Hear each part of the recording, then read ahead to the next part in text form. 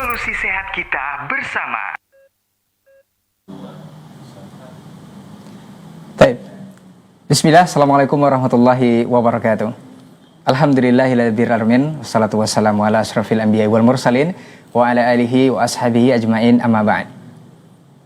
Para pemirsa Hasil TV dimanapun antum dan antuna berada, alhamdulillah kita bersyukur kepada Allah Tabaraka wa ta'ala. Di kesempatan siang hari ini kita kembali menyapa antum dan antuna semua di Klinik Hasil TV, solusi sehat kita bersama. Alhamdulillah di studio sudah hadir narasumber kita, yaitu Dr. Abdiat Sakri SPJP atau spesialis jantung dan pembuluh darah. Kemudian kita juga bersalawat dan salam kepada Nabi Muhammad SAW selaku qudwah dan uswah kita dalam kehidupan. Senantiasa kita bermohon salawat dan salam kita bisa tersambung selalu hendaknya kepada seluruh keluarga beliau, kepada para sahabat-sahabatnya, dan tentunya kepada orang-orang yang senantiasa istiqomah menjaga dan menjalankan ajaran serta sunnah-sunnah beliau hingga hari kiamat kelak. Baik, para pemirsa Hasil TV dimanapun antum dan antuna berada, khususnya untuk antum yang sudah menanti dari tadi program kita ini merupakan wadah untuk antum dan antuna semuanya, para pemirsa, untuk bisa langsung berkonsultasi mengenai masalah kesehatan. Dan alhamdulillah untuk hari ini kita akan membahas sebuah tema, yaitu sakit jantung gak bisa sembuh. Ini benar apa tidak? Nanti kita akan bahas sama-sama bersama dokter kita yang sudah hadir di studio. Kita sapa dulu beliau yang sudah hadir. Assalamualaikum warahmatullahi wabarakatuh, Dok. Waalaikumsalam warahmatullahi wabarakatuh. Ya? Alhamdulillah. Alhamdulillah. Ini Dr. Abdiat Sakri SPJP, spesialis jantung dan pembuluh darah. Ya. Seperti itu, Dok, ya? Ya, betul. Nanti kalau salah itu dikoreksi aja, Dok. Ya. Sebelum kita mulai, Dok, di perbincangan kita ini sakit jantung gak bisa sembuh, benar apa tidaknya nanti kita akan bahas selama lebih kurang 1 jam ke depan. Nanti antum juga bisa bersoal jawab. Langsung ke nomor 081175500606, itu untuk telepon, bukan telepon WA ya. Dan untuk antum bisa juga nanti layangkan pertanyaan melalui pesan singkat di layanan WhatsApp di nomor yang sama. Atau bisa juga di kolom komentar di medsos kita. Di Hasil App juga bisa disimak program kita ini. Untuk lebih lanjut dan lebih rincinya kita nanti akan mendengarkan penjelasan mengenai tema kita ini. Baik, Dokter Abi biasa dipanggil, Dok. Ya. Benar, Dok, ya? Benar sekali. Tapi sebelumnya kalau nggak salah ini udah episode sebelumnya juga membahas persoalan jantung, Dok, ya? Ya. Yang kedua kalinya. Kedua kalinya ini studio. Ya. Ini ke secondnya lah ya. Iya. Tapi yang pasti dengan tema yang berbeda untuk hari ini, Dokter Abi. Ya. Kita mungkin akan spill juga atau kasih tahu juga sama para pemirsa Hasil TV dimanapun berada untuk sedikit lebih mengenal Dokter Abi, Dok. Ini tugas di mana sekarang ini atau domisili di mana?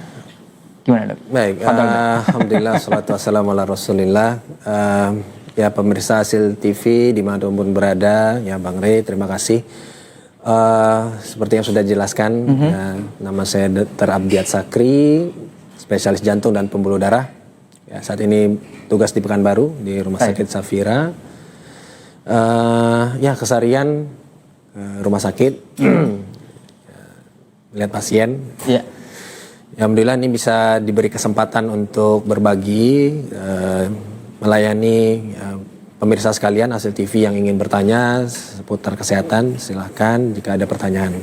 Taib, jazakallah khair untuk pendahuluan kita ya, lebih mengenal lagi dengan dokter kita atau narasumber kita untuk kesempatan hari ini di Klinik Hasil TV, solusi sehat kita bersama. Ini merupakan wadah untuk para pemirsa semuanya yang ingin langsung berkonsultasi mengenai kesehatan kita, dan tema kita hari ini adalah penyakit jantung itu gak bisa sembuh katanya. Ini apa benar? Nah, ini mungkin bisa dibilang mitos apa gimana ya, Dok? Apa memang benar penyakit jantung ini nggak bisa sembuh? Apa memang nggak ada jalan keluar atau gimana, Dok? Iya.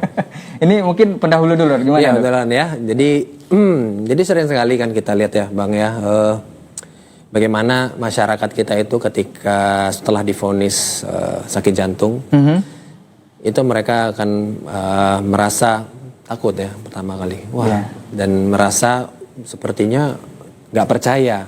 Betul. Selama ini saya sehat-sehat saja, ya kan? Kenapa saat ini saya divonis jantung? Nah, kemudian yang sering kita dapatkan juga di masyarakat kita, dan saya juga banyak belajar dari pasien-pasien yang saya temui sehari-hari di poliklinik, yang seringkali itu merasa ini tidak ada ujungnya, ya kan? Ketika saya harus berobat ini, mau sampai kapan? Ya, apa saya seumur hidup harus seperti ini, Dok? Gitu, sering begitu, sering begitu. Iya, sering seperti itu. Dan kata-kata seumur hidup itu seperti vonis yang sangat menakutkan. Iya. Seperti orang yang divonis penjara seumur hidup misalnya. Itu kan ada hal yang sangat menakutkan, bahwa berarti sepanjang sisa hidup saya ini adalah dalam kondisi saya sakit seperti itu. Iya. Nah, dan saya sehari-hari pun jarang sekali menggunakan kata-kata seumur hidup ini dalam rangka supaya ya masyarakat itu tidak takut. Dan saya menggunakan kata-kata misalnya, ya ini kita harus terus konsumsi obat supaya kondisinya tetap baik gitu. Ya, kita harus rutin gitu ya. Iya. Nanti kita mungkin bisa obatnya kita modifikasi mungkin dari banyak menjadi sedikit dan lain kata-kata yang membuat mungkin tidak ada rasa vonis di situ ya, tidak ada vonis seumur hidup ini akan seperti apa. Nah, Baik. itulah yang ingin kita luruskan ya, bahwa apakah betul ini seluruh penyakit jantung itu memang harus seumur hidup konsumsi obat-obatan. Nah, itu nanti kita akan coba bahas sedikit-sedikit ya. Baik, yang pastinya mungkin terkait yang dari pendahuluan dokter tadi, perlu edukasi juga kepada masyarakat Ya. agar lebih insecure itu nggak tinggi lagi, Dok. Iya, betul. Kalau memang penyakit jantung itu memang nggak bisa sembuh, itu kan membuat seperti putus harapan atau seperti apa. Iya benar. Nah, salah satu bentuk edukasi tadi mungkin dengan kalimat-kalimat yang menumbuhkan optimis yang tinggi kepada pasien yang sudah memang notabene-nya memang mengidap jantung itu tadi, Dok. Iya betul. Mungkin berikutnya, Dok, apa ada pasien yang misalnya datang berkonsultasi memang udah berobat ke dokter, itu memang putus harapan, Dok, karena memang ini jantung nih kayaknya enggak. Ini gimana, Dok? Benar, bagus. Jadi ya, dengan alasan itu juga lah yang menjadikan saya mungkin perlu untuk menjelaskan ini, bahwa banyak juga pasien yang, jadi gini ya, saya ambil beberapa case dari pasien yang biasanya itu datang pertama kali itu dengan kondisi yang sangat sesak sekali ya, biasanya. Sangat sesak sekali, kondisi jantungnya belum baik ya, fungsi jantungnya itu sangat-sangat menurun ya. Dan pada kondisi yang lebih advance, yang lebih agak berat itu kakinya bengkak, kemudian sudah sulit tidur karena sesak nafas ya. Yang mana ini menunjukkan kondisi jantung yang penurunannya cukup signifikan, cukup drastis. Baik. Lalu dalam waktu beberapa hari ya, biasa kita obati, dirawat ya, sekitar 4 hari atau 5 hari. Kondisi itu akan secara signifikan tuh membaik. Sesak nafas itu alhamdulillah biasanya akan total hilang ya. Kemudian dia tidak ada merasa susah tidur lagi karena sudah tidur nyenyak. Ya, karena diberikan obat yang dalam waktu singkat kita rawat ya. Jadi jantungnya itu agak lebih enak gitu. Cuma dalam pengobatan jantung ini tidak bisa seperti orang diobati misalnya sakit demam. Nah, demam berobat, demamnya sembuh ya, tidak demam lagi, infeksinya sudah membaik. Kemudian dia sudah bisa berhenti obat pada saat itu. Antibiotik boleh di stop kan. Tapi biasanya kalau sakit jantung ketika dia sudah enak pulang, itu masih ada konsumsi obat rutin sampai nanti kontrol lagi berikutnya. Ini apa, Dok? Tadi kan itu contoh case yang dokter kemukakan di awal itu ada yang datang berobat kemudian dikasih obat setelah beberapa hari bisa kondisinya membaik. Itu apakah murni dari obat saja yang diberikan atau ada semacam sugesti atau motivasi dari kalimat-kalimat tadi yang membuat pasien itu bisa kuat atau gimana, Dok? Tipikal pasien jantung itu seringkali pada saat awal pengobatan itu dia pasrah sama dokternya. Dia kebanyakan seperti itu? Pasrah sama dokternya karena dia kondisinya sesak sekali, Bang. Dia kondisinya pasti sesak sekali, yang bahkan biasanya kalau kita lihat itu nggak bisa lagi tidur terlentang karena bahkan cairan di paru-parunya sudah cukup banyak akibat jantung itu tekanannya cukup tinggi ya, sehingga cairan tuh macet, banyak numpuk di paru-paru sehingga dia kondisinya sudah sesak sekali. Itu pada kondisi yang sangat pasrah sekali pada dokter. Apapun yang dokter sampaikan dia akan menerima. Blank atau gimana? Iya, dia akan nerima gitu. Baik. Pak, ini Bapak sakit jantung. Bu, Ibu ini sakit jantung. Kita obati, insya Allah ini nanti akan membaik.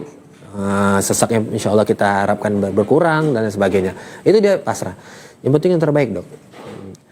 Dan itu kondisi itu akan secara signifikan berubah secara signifikan itu dalam 3 hari 4 hari. Karena apa? Cairan itu betul-betul kita keluarkan sehingga jantung itu dengan cairan itu berkurang, jantung itu lebih enak bekerja. Jantung enak bekerja, sesaknya berkurang, Bang. Nah, sesak berkurang ini, oh dok, saya udah enak, gitu. Serasa udah sembuh gitu kan. Nah, biasanya kita baru motivasi di saat-saat mau pulang. Baik. Nah, kita motivasi, Pak, Bu, konsumsi obat terus ya. Konsumsi obat ini sudah boleh pulang, tapi konsumsi obat rutin supaya apa? Supaya ini tetap stabil. Stabil. Tapi kita belum ada pembicaraan apakah saya jarang sekali kalau ada pasien-pasien saya biasa menghindari sekali pembicaraan di akhir-akhir misalnya dirawat itu ya pulang. Saya jarang sekali bilang gimana dok ini ke depannya. Udah pokoknya konsumsi dulu obat. Nanti kita ketemu lagi waktu kontrol. Seperti itu saya biasanya. Supaya apa itu untuk ini bang. Baik. Untuk menghindari tadi putus asa tadi itu. Tapi apakah dari kalimat yang terus konsumsi obat ini nggak menumbuhkan pikiran dalam otak mereka untuk bahwa mereka akan ketergantungan obat dok? Jadi mungkin ustadz-ustadz biasanya juga dalam konteksnya berdakwah ya melihat sikon kan siapa yang disampaikan ini ya. Dan salah satu yang menjadi pertimbangan kita itu adalah situasi. Orang situasinya sedang dirawat, mungkin nih orang Pekanbaru ya, orang luar kota dalam kondisi safar. Itu tuh tidak pas bagi saya untuk bicara macam-macam tentang penyakit dia. Kondisi beliau ya. Saya cukup yang penting-penting aja.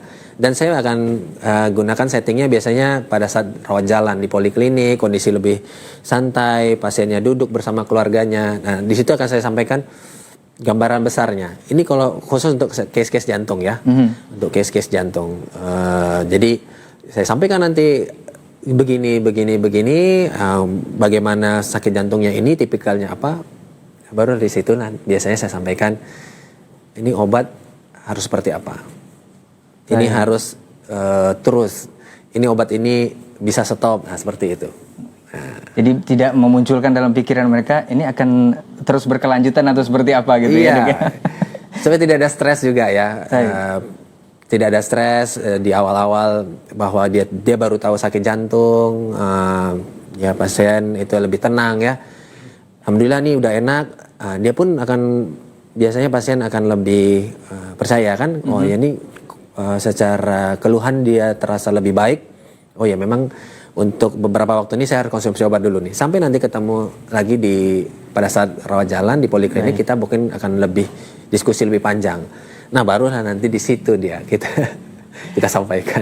Yang pastinya untuk pasien jantung ini dok sebenarnya ya memang yang beredar di masyarakat kita itu tingkat ketakutan atau tingkat stres itu lebih tinggi biasanya dok. Ini setahunya dok, nanti dokter bisa koreksi lagi. Dan ini pertanyaan selanjutnya dok, entahkah mitos atau enggak juga, kadang penyakit jantung ini katanya di masyarakat kita yang beredar ini adalah turunan dok. Kalau misalnya orang tuanya itu jantung, ini awamnya dok, orang tuanya jantung, otomatis anaknya akan jantung juga. Tapi jangan jawab dulu dok. Kita akan break dulu setelah beberapa jeda pesan-pesan berikut yang akan disampaikan oleh Asil TV berikut ini. Kita akan balik di Klinik Asil TV, solusi sehat kita bersama. Klinik Asil TV, solusi sehat kita bersama. Bismillahirrahmanirrahim. Assalamualaikum warahmatullahi wabarakatuh. Alhamdulillah rabbil alamin. Wassalatu wassalamu ala asyrafil anbiya'i wal mursalin wa ala alihi wa sahbihi ajmain. Amma ba'd. Pemirsa yang dimuliakan Allah Subhanahu wa taala, saya berada sekarang di atas bangunan Masjid Al-Hijrah di mana pembangunan masih tetap berjalan dan membutuhkan nafas yang panjang untuk pembangunan ini.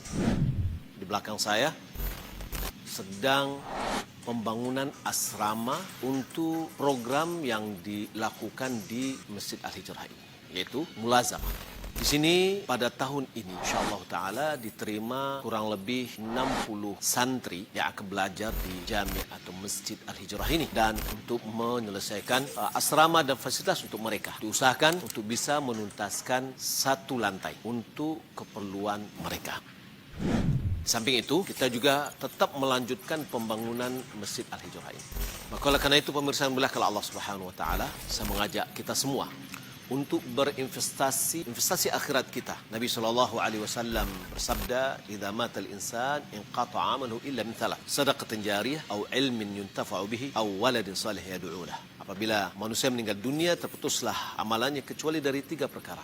Sedekah yang mengalir, ilmu yang bermanfaat, atau anak yang soleh yang mendoakan. Semuanya bisa kita raih di sini. Maka oleh karena itu, kami mengajak semuanya, ayo kita sukseskan pembangunan Al-Hijrah Nusantara ini, baik untuk masjidnya atau fasilitas pendidikannya, dengan mengirimkan donasi yang terbaik dari antum ke nomor rekening yang tertera di layar kaca Anda.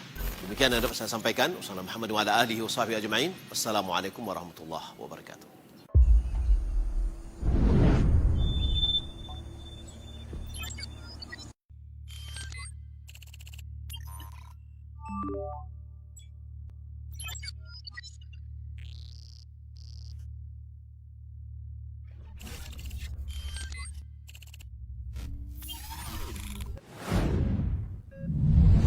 Klinik Asil TV, solusi sehat kita bersama. Baik, para pemirsa Asil TV di mana antum dan antuna berada, alhamdulillah kita balik lagi di Klinik Asil TV, solusi sehat kita bersama. Dan perlu kita informasikan untuk Bapak Ibu pemirsa Asil TV dimanapun antum dan antuna berada, ini merupakan kerjasama Asil TV dengan KDMI, Komunitas Dokter Mengaji Indonesia. Seperti itu ya. Nanti kita akan bersoal jawab di segmen kedua ini di 0811-755-0606 untuk antum yang punya pertanyaan seputar tema kita hari ini, penyakit jantung itu apa bisa sembuh atau tidak. Ini sudah kita bahas di segmen pertama dengan pendahuluan dari dokter kita atau narasumber kita, Dr. Abi yang sudah hadir di studio. Dan sekarang antum bisa bersoal jawab di nomor yang sudah kita informasikan atau di layar kaca bisa dilihat, dan juga bisa dipesan singkat melalui layanan WhatsApp kita. Kita akan jawab pertanyaan yang sempat kita tanyakan di segmen pertama dari pertanyaan kepada dokter kita, apakah benar ini penyakit jantung itu turunan, Dok? Yeah. Biasanya kalau ibunya atau bapaknya jantung, otomatis anaknya jantung. Ini benar nggak sih, Dok? Ya, kalau dibilang 100% benar, ya mungkin arahnya seperti itu ya. Jadi karena jantung ini termasuk penyakit yang kita sebut dengan penyakit metabolik, penyakit yang tidak ditularkan.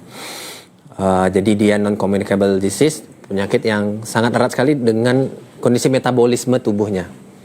Kebiasaan pola hidup gitu kan, ya. Bagaimana pola hidup, bagaimana faktor genetik dan lain sebagainya. Sehingga sebagian besar jenis-jenis dari penyakit jantung itu ya memang ada kontribusi turunan, ada kontribusi turunan, walaupun tidak semua. Ada sebagian kecil dari penyakit jantung itu tidak ada kontribusi dari turunan. Sehingga jadi untuk menjawab itu sebenarnya yang ingin saya tekankan bahwa penyakit jantung itu banyak jenisnya, ya banyak jenisnya. Memang sebagian besar itu kontribusi penyakit turunan. Misalnya kita sebut saja, misalnya ada seorang bapak, ini dia punya penyakit jantung bawaan misalnya. Ada yang kita sebut dengan atrial septal defect, bocor pada sekat jantungnya. Sekat jantungnya, jadi ruang-ruang jantungnya itu bocor, ada dindingnya bocor. Nah, ini kemungkinan pada keturunannya, anak-anaknya itu punya peluang untuk punya penyakit jantung bawaan. Sehingga biasanya kita lakukan screening. Ketika terdiagnosis seseorang memiliki sekat jantung bocor ya, maka anaknya biasa kita screening karena faktor turunannya kuat. Atau kasus lainnya misalnya ada sumbatan di pembuluh darah koroner di usia muda. Kenapa nih kok usia muda sudah ada penyumbatan di pembuluh darah koroner? Walaupun dia tidak ada faktor resiko yang lain. Nah, kita curigai jangan-jangan orang tuanya punya faktor resiko jantung koronernya kuat gitu. Sebagian besar ya, sebagian besar. Walaupun sebagian kecil seperti ada yang kita sebut dengan infeksi pada jantung, yang kita sebut dengan infektif endokarditis ya, selaput jantung atau bagian-bagian jantung bagian dalam itu bisa terkena infeksi. Itu biasanya tidak terlalu berhubungan dengan keturunan. Atau ada yang kedua, infeksi pada atau peradangan pada dinding jantung, miokarditis. Itu juga biasanya kontribusi dari keturunan itu sangat kecil. Baik. Jadi kesimpulannya itu tidak bisa di-generalisir. Ya. Tidak bisa 100% kalau penyakit jantung itu adalah turunan ya, Dok ya. Iya. Kita akan jawab beberapa pertanyaan, Dok, yang sudah masuk di layanan WhatsApp kita dulu. Dan antum juga bisa berinteraktif di nomor yang sama melalui telepon ya, bukan telepon WhatsApp. Ini ada sedikit miss dari pemirsa kita, terkadang menelpon di layanan WhatsApp kita. Langsung ke nomor telepon yang sudah diinformasikan di layar kaca di 0811 755 0606. Kita bacakan pertanyaan, Dok. Assalamualaikum warahmatullahi wabarakatuh. Dokter, Salam. ibu saya umur 57 tahun. Baik. Divonis menderita kerusakan pada katup jantung. Ya. Dan jalan satu-satunya adalah operasi penggantian katup dengan katup buatan. Ya. Nah, jika operasi ini dilakukan, apakah efek yang mungkin muncul pada ibu saya jika hidup dengan katup buatan? Baik. Silakan, Dok. Ya, terima kasih kepada Bapak atau Ibu yang bertanya. Baik. Ya, ini pertanyaannya sangat bagus. Jadi orang tuanya usia 57 tahun. Bapak atau Ibu tadi yang Ibunya. ibunya ya. Jadi wanita 57 tahun itu mengalami penyakit jantung, ada di katupnya ya. Jadi jantung itu ada ruang-ruangannya dan antar ruang itu ada pintunya yang kita sebut dengan katup. Nah, pada satu kondisi katup ini bisa saja terjadi kerusakan. Dia bisa rusak. Nah, kerusakan ini kita bagi menjadi dua. Apakah dia memang primer atau sekunder? Apa maksudnya? Kalau primer memang dari sononya, dari lahirnya itu dia punya kecenderungan untuk rusak. Misal ada pengait dari katupnya itu yang memang sudah lepas, tidak ada dari lahir. Sehingga katupnya itu memang bocor sejak lahir. Baik. Ya, ada juga yang tidak lengkap katupnya dari lahir. Jadi memang 57 kalau ini memang kondisi primer berarti 57 tahun itu memang sudah seperti itu. Ada yang kita sebut dengan sekunder. Sekunder ini diakibatkan oleh sesuatu. Jadi ada satu kondisi yang menyebabkan rusaknya katup tadi. Misal apa? Infeksi. Infeksi tadi saya bilang kan yang seperti penjelasan sebelumnya. Kemudian bisa juga karena rematik. Nah, yang kita sebut dengan jantung rematik. Jantung rematik itu. Jantung rematik itu biasanya yang sering kena itu katupnya. Jantung rematik nih, nah katupnya itu rusak karena ada si rematik. Rematik ini ada infeksi yang sebelumnya di tenggorokan, kemudian terjadi kerusakan ini malah di katup jantungnya. Nah, kalau melihat usia yang bertanya tadi, pasiennya ada 57 tahun, ini kalau boleh melihat secara pasien saya ya, kalau sudah 57 tahun tuh biasanya yang sekunder tadi, yang ada sebabnya, biasanya rematik atau ada infeksi, bukan primer, bukan dari sononya. Baik. Ya, nah untuk kerusakan ini kita bisa bagi menjadi 3 secara derajatnya ya, ringan, sedang atau berat dari kerusakannya ya. Itu nanti kita kuantifikasi dengan menggunakan USG jantung. Ya. Biasanya kalau memang ini sudah sampai derajat sedang atau berat, kita sarankan untuk operasi. Kenapa? Karena sampai saat ini ya Bang, sampai saat ini Bapak Ibu sekalian, kedokteran modern pun untuk obat-obatan yang diberikan itu tidak memperbaiki apa-apa di katupnya. Kenapa kok tetap diberikan obat? Supaya karena ada kebocoran ini kan jantungnya menjadi berat kerjanya. Nah, obat itu untuk mengurangi bebannya. Tapi untuk katupnya sendiri itu tidak menjadi sehat gitu, jadi bagus, jadi sehat lagi, jadi kayak normal lagi. Itu belum ada. Jadi dia tetap saja secara progresnya katup ini tetap akan seperti itu. Jantung juga akan terbebani. Sehingga biasanya kalau sudah derajatnya sedang atau berat dengan keluhan yang sangat dominan, itu kita sarankan operasi. Pertanyaannya adalah apa efeknya kan? Nah. Apa efeknya? Sebenarnya efeknya adalah nih, kalau itu lancar-lancar, efeknya bagus. Manfaat dia. Efeknya adalah ya manfaat. Apa manfaat? Ya keluhan itu akan menjadi minimal, mungkin bahkan tidak ada keluhan lagi. Konsumsi obat-obatannya juga tidak banyak lagi. Akan berkurang dok ya? Berkurang ya. Walaupun tetap ada obat yang harus rutin. Kemudian yang ketiga, dia untuk biasanya kalau yang sakit katup ini sering bolak-balik masuk rumah sakit. Karena sering tiba-tiba sesak nafas. Karena kalau bahasa ininya ringkih, gampang sekali sesak gitu. Sehingga ketika sesak harus dirawat. Nah, kalau yang sudah operasi biasanya kalau sudah operasi itu biasanya jarang masuk rawat inap, dirawat. Yang perlu diperhatikan apa setelah operasi? Dia tetap harus konsumsi karena katup yang diganti itu adalah mekanik dari metal. Dia harus konsumsi pengencer darah yang rutin. Supaya apa? Supaya tidak ada jendalan darah. Dan itu memang biasanya semua pasien yang setelah ganti katup dengan katup metal, ya, katup buatan, itu memang harus konsumsi pengencer darah. Wajib. Jadi efeknya seperti itu dok ya, nggak ada ini lagi ya. Iya, ataupun yang ditanya efek negatif, kalau secara teorinya berarti itu kita perlu melihat lagi profilnya. Bisa jadi ini yang sudah advance sekali ya, sudah cukup parah sekali. Misalnya jantungnya sudah sangat bengkak sekali, sehingga ketika diganti katup itu kurang membantu gitu dia. Karena jantungnya sudah bengkak. Ya, sehingga usaha untuk mengganti katup itu tidak terlalu memberi manfaat. Tapi kalau masih di awal-awal jantungnya belum terlalu bengkak, ini maka luarannya biasanya bagus. Baik. Ya. Baik. Jazakallah khair. Terima kasih untuk dokter yang sudah menjawab pertanyaan dari ibu ataupun pemirsa Asil TV yang menanyakan tentang ibunya yang sudah memasang katup jantung di usia 57 tahun. Kita akan lanjut ke pertanyaan berikutnya, Dok. Baik. Kita akan menjawab pertanyaan berikutnya. Assalamualaikum, dokter. Salam. Saya mau bertanya, Dok. Saya pasien penyumbatan di pembuluh darah di 2 darah. Ya. Penyumbatan di pembuluh di 2 darah. Ya. Saat ini saya konsumsi obat rutin, apakah saya bisa sembuh seperti semula, Dok? Iya. Ini seperti apa? Nah, bagus ya. Jadi sesuai dengan tema kita kayaknya. Ya, jadi betul, Dok. Ini adalah salah satu jenis penyakit yang paling banyak ya masyarakat baik di dunia ya, di dunia maupun di Indonesia sendiri, di negara kita itu penyakit jantung koroner ya, sumbatan di pembuluh darah tadi yang disampaikan, dan mengalami ada 2 pembuluh darah utama yang terjadi sumbatan. Jadi sumbatan ini adalah terjadi karena proses yang lama ya, apakah terjadi peradangan, kemudian ada lemak, sehingga sumbatan itu sedikit demi sedikit menjadi menyumbat. Nah, sumbatan ini biasanya akan menimbulkan gejala. Ya, gejalanya biasanya awal sesak nafas ketika aktivitas atau nyeri dada pada saat aktivitas. Yeah. Nah, ketika sudah ditegakkan penyakit jantung koroner tadi, biasanya kita dari dokter kita sarankan untuk mengkonsumsi obat rutin.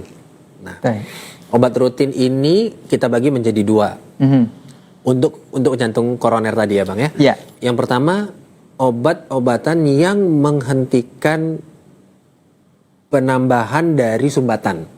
Ini kan sumbat. Yeah. Nyumbat. Supaya sumbatan ini tidak bertambah, kita berikan obatnya. Ada obat satunya. Ada obat ya. Nah. Kemudian obat yang jenis yang kedua, itu biasanya kita berikan obat-obatan untuk mengurangi gejala yang diakibatkan oleh sumbatan. Baik. Yang tadi sesak nafas, apakah dia nyeri dada, atau justru komplikasi lainnya seperti ada kelainan listriknya akibat sumbatan tadi ya. 2 jenis ini. Adapun yang jenis 1, obat untuk tadi supaya mencegah sumbatan. Yeah. Inilah obat yang wajib dikonsumsi rutin dan terus-menerus. Baik. Yang dikatakan orang tadi, saya harus ketergantungan Betul, obat ya. betul. Nah, lagi-lagi nih, bahasa ketergantungan ini sebenarnya bahasa yang keliru. Gitu. Bukan ketergantungan, ini kita memang membutuhkan. Kita membutuhkan. Jadi diganti, Dok ya? Ini diganti, jangan bukan ketergantungan. Jadi membutuhkan. Kita yang butuh memang. Baik. Kita butuh obat itu supaya apa? Supaya 1, sumbatannya itu tidak bertambah. Kedua, tidak ada sumbatan yang baru. Iya. Jadi yang sumbatan lama tidak bertambah ataupun sumbatan yang lain tempat lain tidak ada gitu. Iya. Karena dengan obat itu sebenarnya yang dicegah itu adalah proses. Iya. Ini adalah proses panjang. Misalnya saya divonis nih Bang sekarang. Divonis penyakit jantung koroner. Nah, proses itu sebenarnya sudah terjadi beberapa tahun yang sebelumnya. Oh, seperti itu, Dok ya? Iya. Kenapa kok bisa ini? Dia tidak datang ujuk-ujuk tiba-tiba jadi sumbatan. Ini adalah suatu proses yang panjang. Nah, obat-obatan yang jenis nomor 1 tadi itu adalah untuk menghambat proses tadi. Agar tidak berlanjut. Iya, agar tidak berlanjut. Baik. Misalnya nih, kita analogikan lagi. Gimana kalau saya nggak mau minum obat yang jenis yang pertama tadi? Nah, itu dia, Dok. Sebenarnya tidak akan memberi gejala apa-apa. Hanya tadi proses tadi tidak berhenti dia. Betul. Berarti berlanjut nggak, Bang? Berarti yang awalnya kalau sumbatan itu 80%, maka dia ada kemungkinan naik 85%, naik 90%, 95%, sampai nanti dia bisa sumbat total 100%. Karena ini tidak dikasih obat. Karena tidak kita rutinkan obatnya. Nah, makanya boleh nggak, Dok, nanti setahun 2 tahun lagi saya stop? Iya. Kalau Bapak Ibu stop gitu misalnya, itu tidak akan memberi gejala apa-apa. Hanya konsekuensinya adalah sumbatannya bisa bertambah. Jadi yang dihambat itu adalah proses. Kebetulan proses itu sudah berlangsung di tahun-tahun sebelumnya. makanya konsekuensinya obat itu harus diteruskan. Seterusnya jangan stop konsumsi obat urin. Udah kayak konsumsi vitamin aja. Ya. Nah, ada pun obat jenis nomor 2 yang tadi gejalanya ini bisa saja minimal obatnya kalau memang gejala itu sudah tidak ada lagi. Betul. Biasanya kadang saya atur sendiri dengan pasien. Kalau pasien sudah nyaman, biasanya saya kurangi obatnya. Masih nyaman Pak, kurangi lagi obatnya. Biasanya kalau tipikal pasien yang itu mengubah pola hidupnya secara drastis dengan makanan yang sehat ya, rendah garam, tidak ada yang pengawet, olahraga rutin, itu bisa banyak dikurangi obat-obatan untuk yang mengurangi gejalanya. Tapi untuk jenis nomor 1 tadi itulah yang harus terus-menerus. Yeah. Tapi bukan tidak sembuh, tapi kita merutinkan ini untuk mencegah proses tadi. Iya. Karena seperti yang diinformasikan tadi, jauh sebelum itu sudah ada terjadi, Bang. Itu umumnya seperti itu, Dok? Seperti itu. Dia tidak baru kemarin sore divonis hari ini, kemarin sore baru ini. Seperti orang sakit mata ya, mata merah. Sebelumnya matanya tidak merah. Baru aja kemarin itu kemasukan terus dikocok-kocok baru merah. Nah, itu kan baru terjadi kemarin. Betul. Tapi kalau proses sumbatan ini dia sudah proses yang panjang, pola hidup yang kurang baik, jarang berolahraga, obesitas misalnya, hipertensi, ya kan, emosional dan lain sebagainya, tidak menjaga itu. Nah, proses itu sedikit-sedikit jalan, sumbatan. Yang kita hambat tuh tadi adalah prosesnya. Makanya nomor 1 tadi, Bapak yang bertanya atau Ibu yang bertanya, ya memang harus rutin. Jadi bisa nggak, Dok, sembuh kira-kira? Disampaikan dulu, Dok. Jadi kata-kata sembuh, jadi ini ya, jadi kata-kata sembuh biasanya. Karena statement pertanyaannya sembuh ya, iya. Karena kata-kata sembuh ini saya jarang gunakan untuk pasien jantung. Kita seringkali sebutnya adalah stabil. Baik. Stabil ya. Karena sembuh ini adalah betul-betul tidak ada penyakit. Iya. Tidak ada penyakit. Tapi lagi-lagi saya sampaikan bahwa sumbatan itu sudah ada di sana. Dan yang kita katakan sembuh itu sebenarnya kalau tidak ada sumbatan. Nah, sayangnya ini dia ada sumbatan, maka yang kata-kata yang saya sering gunakan terminologinya adalah biasanya Bapak Ibu sekalian itu stabil. Ya, Bapak kalau ini maksud Bapak itu adalah yang bertanya tadi adalah sembuh dengan tidak minum obat, maka kata-kata sembuh ini belum bisa digunakan. Ya, tidak bisa kita bilang Pak sembuh Pak. Ya. Kalau yang refernya adalah ini tidak minum obat ya. Ya.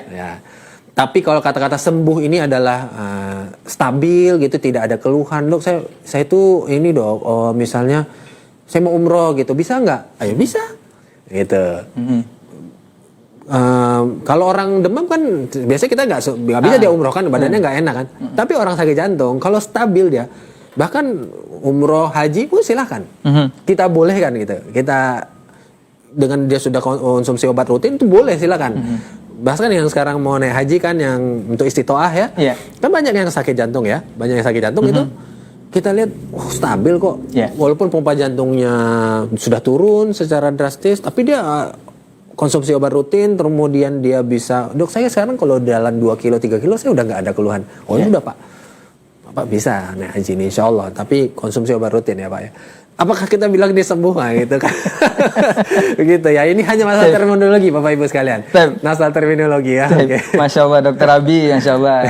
Jazakallah khair untuk juga jawabannya dari yang bertanya pemirsa di manapun antum berada, untuk pemirsa Hasil TV yang sudah melayangkan pertanyaan di 0811755606. Memang ini adalah wadah untuk para pemirsa sekalian untuk langsung berkonsultasi dengan ahlinya. Insya Allah bisa langsung soal jawab atau berkonsultasi. Jadi keluhan-keluhan yang terasa mengenai tema kita hari ini, silahkan langsung dilayangkan pertanyaan. Nah, barangkali selain dokter mengobati pasien, ternyata berbahasa itu sangat penting juga, Dok ya.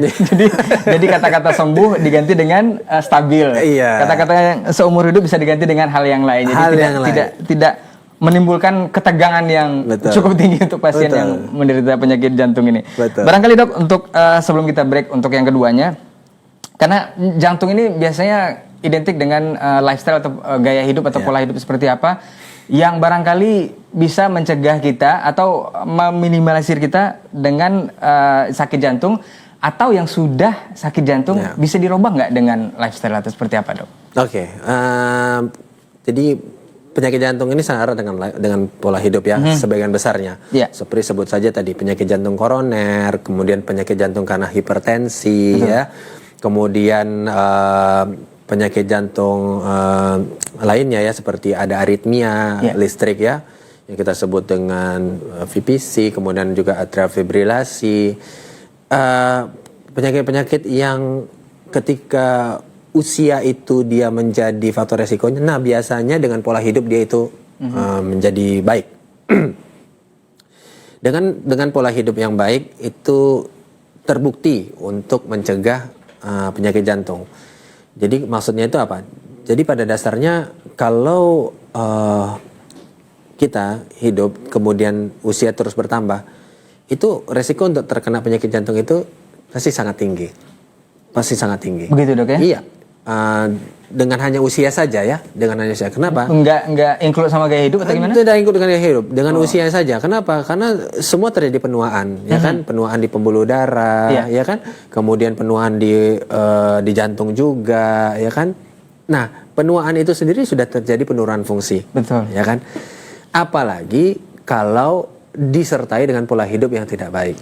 Nah, sehingga kalau usia sesuatu yang tidak bisa kita tidak ubah ya, tidak bisa kita selalu muda ya. Biar aja lah usia bertambah. Itu nggak bisa di-upgrade. Nggak bisa. Itu namanya unmodified, tidak bisa dimodifikasi lagi. Betul. Jadi tua itu sudah pasti. Tapi ada hal-hal yang bisa diubah. Nah, salah satunya adalah pola hidup. Ya, pola hidup itu adalah ya, makan.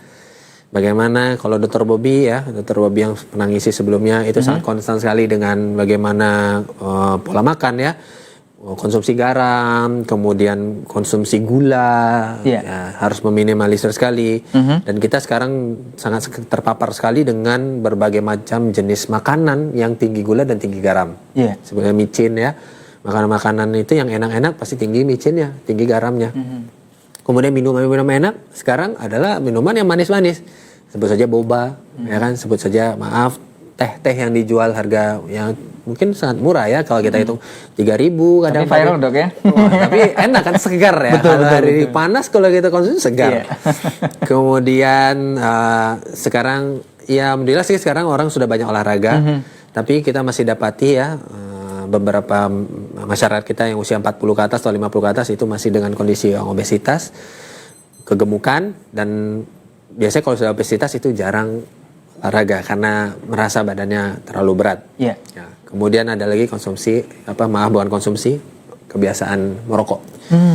Kita lihat masyarakat kita ini merokok itu bisa di mana-mana, tidak ada larangan ya, mau di tempat umum, mau di mobil ya, mau di tempat keramaian yang di situ ada anak-anaknya, boleh, sangat terbuka untuk merokok itu di mana-mana, sehingga ya ini kebiasaan yang kurang baik. Sehingga tadi saya sampaikan hanya dengan usia saja ini resiko untuk penyakit jantung sudah ada, apalagi kita tambah dengan pola hidup yang kurang baik. Sehingga dengan pola hidup yang sehat sudah insya Allah kita bisa mencegah. Masya Allah. Mudah-mudahan bisa ya. Bisa ya. Tapi saya yang terakhir tadi, Dok, yang soal merokok tadi kayaknya itu pernah menjumpai nggak pasien yang agak ngeyel tuh kalau soal biasanya banyak dalihnya banyak. Itu gimana, Dok, mengatasi atau memberikan apa kepada mereka ini seperti apa? Jadi gini Bang ya, jadi cara yang saya sampaikan, pasien saya yang terkena serangan jantung itu di usia 30-an tahun, itu biasanya adalah perokok. Mungkin saya bilang ya 99% atau 100% itu persentasenya pasti merokok. Cukup tinggi. Betul. Ya, hanya saya ada satu case waktu saya masih pendidikan. Itu Ustadz ya, Ustadz sedang studi di Saudi ya. Sedang pulang ke Indonesia. Itu kena serangan. Usianya kurang lebih sama sama saya. Waktu itu masih 30-an awal atau 20-an akhir ya. Itu serangan jantung. Itu tidak merokok dia. Nah, ketika dia usia muda seperti itu kemudian kena serangan jantung dan tidak merokok, kita perlu melacak yang sepertinya misalnya lagi zaman COVID ya, kemarin COVID itu bisa pencetus serangan jantung, kemudian ada penggunaan beberapa vaksin ya. Tapi kalau secara umumnya yang in general itu kalau udah 30-an tahun serangan jantung merokok. Merokok sebabnya. Jadi ada yang bilang enggak, itu orang tua saya yang dia tua-tua masih sehat aja gitu. Nah, itu hanya 1-2 saja. Tapi kalau yang kebanyakannya itu merokok kalau masih usia muda. Jadi ya mohon maaf pada masyarakat sekalian, selain merugikan diri sendiri, ini juga merugikan orang. Ya, merugikan orang dengan asapnya. Ya. Kemudian merugikan negara karena BPJS sudah tahu sendiri jantung menjadi beban utama untuk dana BPJS ya.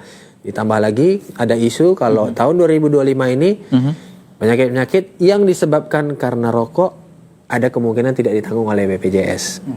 Nah, ini kan bukti keseriusan ya.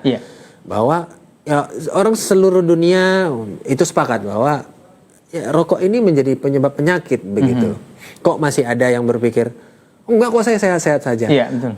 Ini tidak bisa lagi digunakan hanya case by case seperti ini. Bahwa kita melihatnya kesehatan masyarakat secara umum, bahwa dunia sepakat. Kemudian saat ini ya negara kita pun sudah mulai ada keseriusan, ya kan? Salah satunya dengan buktikan ada isu, ada rencana, wacana bahwa penyakit-penyakit yang disebabkan oleh rokok, salah satunya adalah tadi serangan jantung ya, kalau memang dia perokok aktif, ini ada kemungkinan tidak ditanggung. Bayangkan saja kalau misalnya kena serangan jantung tidak ditanggung BPJS. Luar biasa dana yang digunakan. Mungkin itu, Bang. Taib. Masya Allah, jazakallah khair Dok untuk pemaparan dan juga nasihatnya. Dan para pemirsa RCTV dimanapun antum dan antuna berada, pastinya obrolan kita akan terus berlanjut. Setelah ini kita akan juga masih menerima pertanyaan-pertanyaan antum di 081175500606. Dan kita informasikan kembali bahwa program kita ini adalah wadah untuk antum berkonsultasi seputar kesehatan. Dan sesuai tema kita hari ini adalah tentang jantung, ini bisa sembuh apa enggak. Tadi sudah panjang perbincangan kita bersama Dr. Abi ya, spesialis penyakit jantung dan pembuluh darah. Dan barangkali banyak insight yang bisa kita dapatkan dari pembicaraan kita ini. Kita akan break untuk beberapa saat ke depan, menerima kembali, mungkin nanti di sesi terakhir kita akan minta sedikit pemaparan kembali tentang tema kita hari ini dari Dr. Abi. Jangan kemana-mana, tetap di Asil TV, di Klinik Asil TV, solusi sehat kita bersama.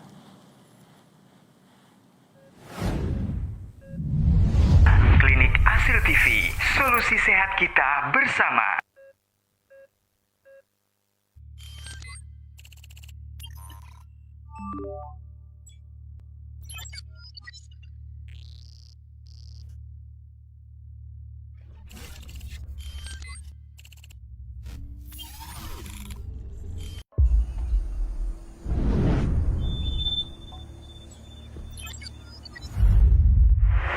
الحمد لله رب العالمين وصلى الله وسلم على نبينا محمد وعلى آله وصحبه أجمعين. أما بعد، ما شاء الله تبارك الله، أنا بين الشباب أسأل الله أن يحفظهم وأن يبارك فيهم. وبهذه المناسبة وأنا بين طلاب العلم أحب أن أذكر إخواني بكلمة لعلها تشجعنا جميعا إلى حضور مجالس العلم.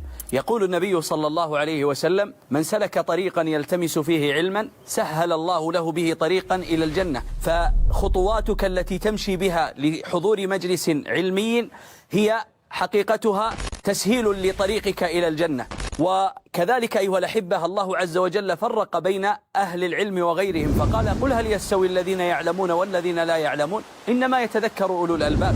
فأهل العلم يختلفون عن غيرهم، بل هم ورثة الأنبياء كما قال النبي صلى الله عليه وسلم: وإن العلماء ورثة الأنبياء وإن الأنبياء لم يورثوا دينارا ولا درهما وإنما ورثوا العلم فمن أخذه أخذ بحظ وافر، أي أخذ بنصيب وافر من الأشياء التي يدرسها وتقربه إلى الله عز وجل.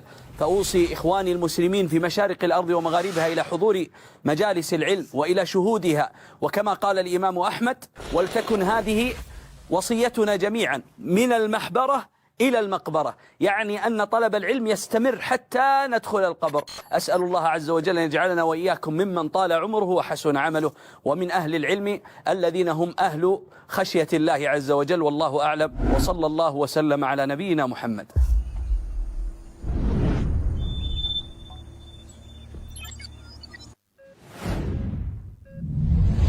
Klinik Asil TV, solusi sehat kita bersama. Baik, para pemirsa Asil TV dimanapun antum dan antuna berada, balik lagi di Klinik Asil TV, solusi sehat kita bersama. Dan kita masih bersama narasumber kita, Dr. Abdiat Sakri SPJP atau spesialis penyakit jantung dan pembuluh darah yang akrab kita sapa dengan Dr. Abi. Dok, gimana nih dok? Ya. Perbincangan kita tadi sepertinya agak sedikit terputus ya. Dengan tema kita hari ini adalah sakit jantung ini bisa sembuh apa tidak, itu apa benar? Nanti mungkin bisa dokter jelaskan, bisa nggak sih dok sebenarnya sakit jantung ini sembuh atau gimana? Ya. Boleh dok, silakan. Boleh dok. ya, oke. Jadi Bapak Ibu sekalian, pemirsa CTV, jadi saya coba saya sudah dapat beberapa case ya di rumah sakit ya, Bang ya. Jadi coba dilihat ada videonya. Jadi biasanya kita kan akan menilai dari jantung itu dari USG ya, menilai apakah strukturnya bagus, kemudian apakah ada penurunan fungsi, apakah ada gangguan katup dan lain sebagainya. Bisa di play videonya. Nah,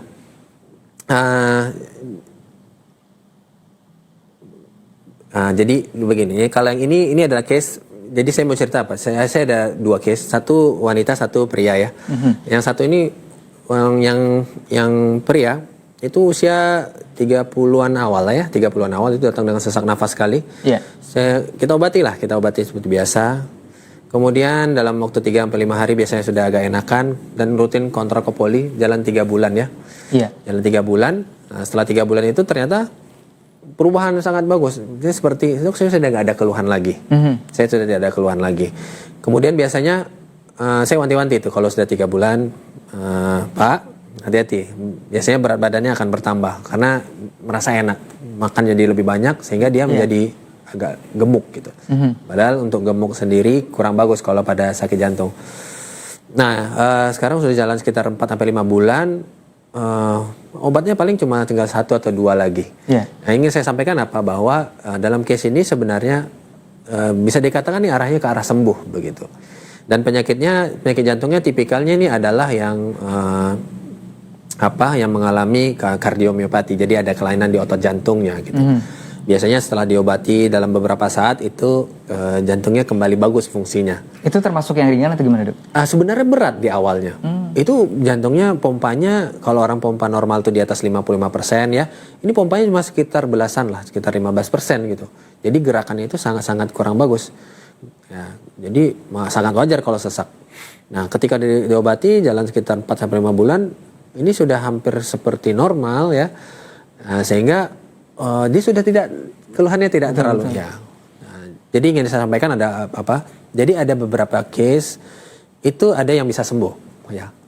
Salah satunya tadi, kemudian yang kedua adalah seorang wanita.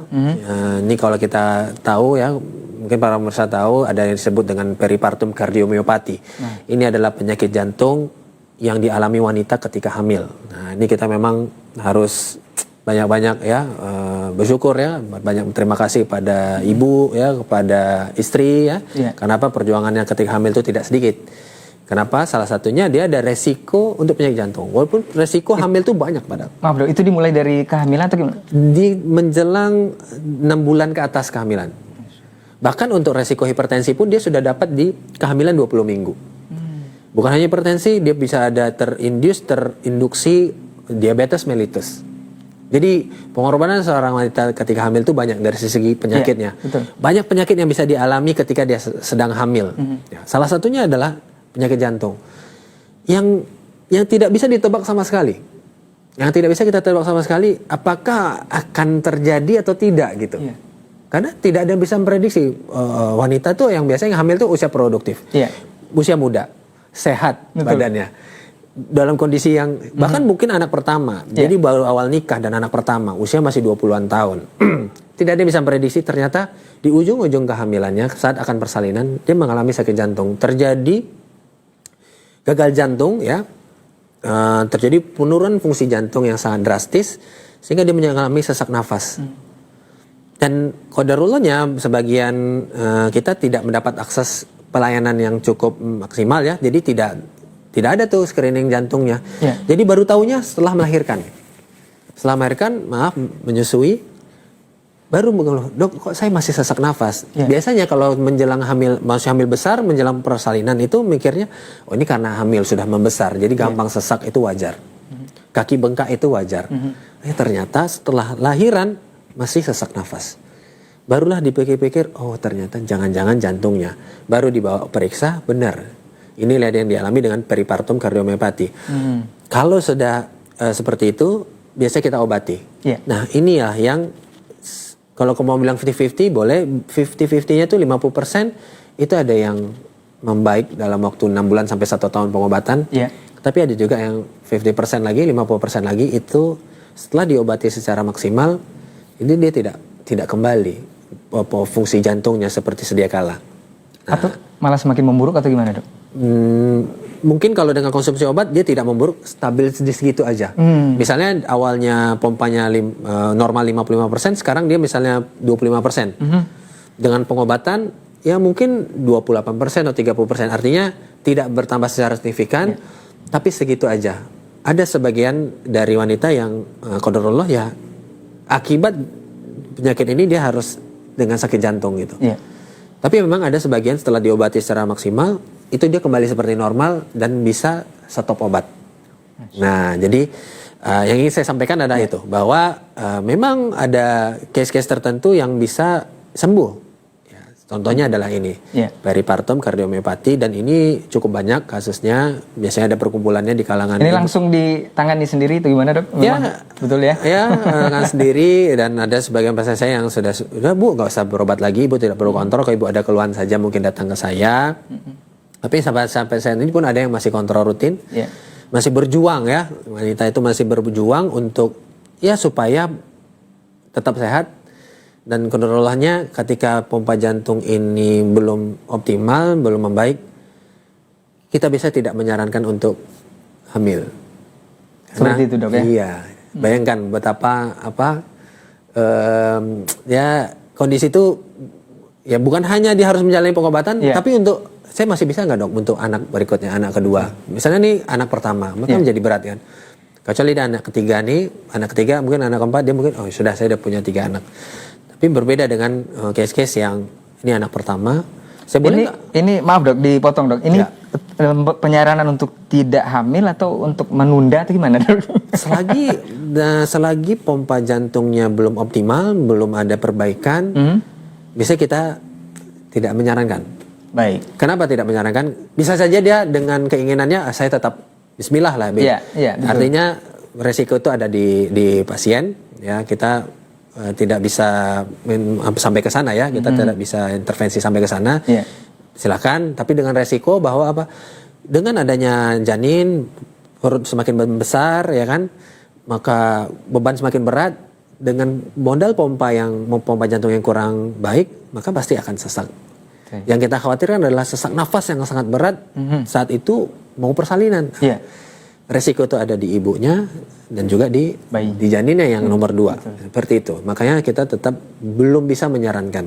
Kecuali yang sudah baik, sudah normal, tetap kita sampaikan bahwa peluang terjadinya kejadian seperti di kehamilan pertama itu ada. Tapi bismillah, dengan pantauan, dengan ini, dengan segala resiko yang sudah diketahui, bismillah, tawakal saja. Silakan, seperti itu.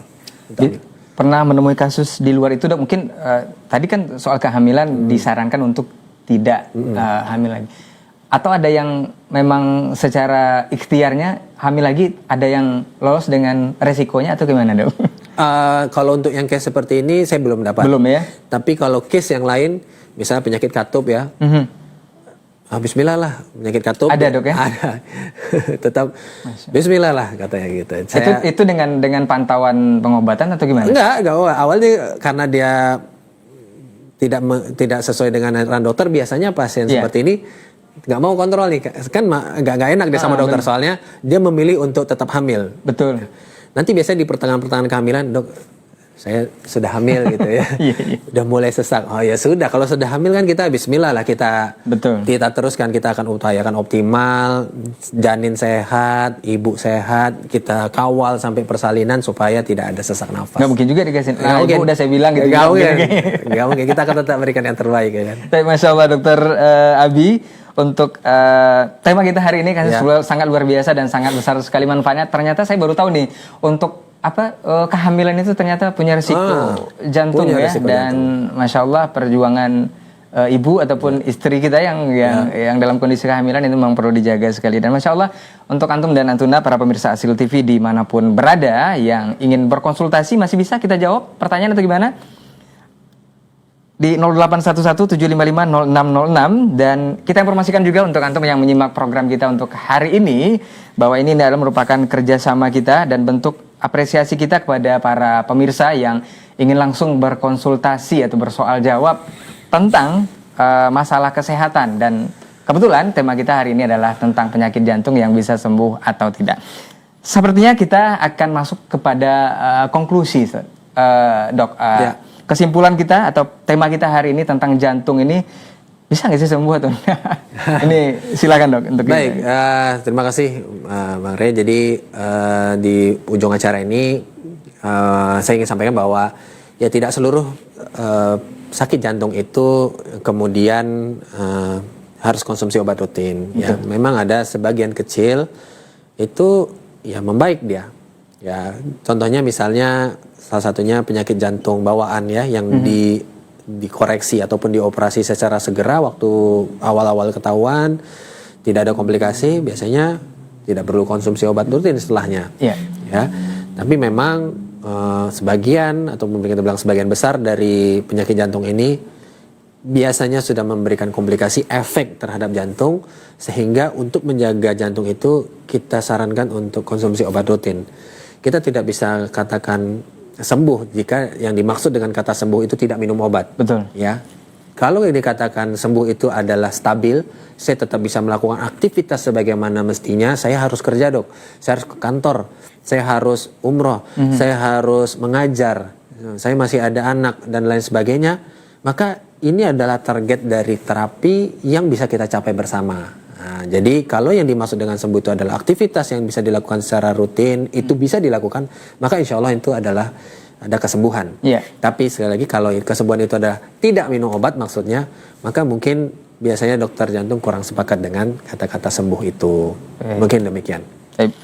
Jazakallah khair Dokter Abi untuk tema kita hari ini, dan sangat banyak dan sangat luar biasa sekali yang bisa kita dapatkan manfaat terkait jantung ini ya. Mudah-mudahan apa yang sudah kita bincangkan hari ini dok, ini menjadi ilmu untuk para pemirsa dan juga khususnya yang sudah beratensi melalui 0811755606 ini bisa menjawab permasalahannya, atau mungkin kurang terjawab bisa langsung konsul ya dok ya. Nah, silakan. Rumah sakit Safira. Masya Allah. Ya, atau lewat Instagram aja kan bisa. Baik, ya bisa langsung juga ya dok ya. Dan mudah-mudahan apa yang sudah kita bicarakan untuk hari ini menjadi solusi dari masalah kesehatan Bapak Ibu pemirsa Asil TV dimanapun antum dan antuna berada. Jazakumullah khairan untuk dokter yang sudah memberikan ilmunya dan juga waktunya Masya Allah di sela-sela kesibukan yang sangat luar biasa dokter ya. Mudah-mudahan kita bisa ketemu lagi di lain waktu dan kesempatan dan bisa berbincang lagi dengan berbagai informasi kesehatan dan juga ilmu kesehatan yang perlu kita gali lebih dalam tentang penyakit jantung, khususnya yang menjadi spesialisasi beliau ini Masya Allah. Dan jazakumullah khairan juga untuk antum yang sudah beratensi di 0811-755-0606. Jangan lupa Klinik Asil TV Solusi Sehat Kita Bersama itu akan hadir setiap hari Sabtu jam 13 waktu Indonesia Barat. Ingat nih, hanya di Asil TV antum bisa berkonsultasi secara langsung dengan dokter spesialis di bidangnya dan bersoal jawab juga. Terima kasih untuk perhatian antum. Afwan untuk semua salah kata dan khilaf bicara. Kita tutup dengan doa kafaratul majelis. Subhanakallahumma wa bihamdika asyhadu an la ilaha illa anta astaghfiruka wa atubu ilaik. Wassalamualaikum warahmatullahi wabarakatuh. Dok, jazakallah khair. Waalaikumsalam. Mantap. Klinik Asil TV, solusi sehat kita bersama.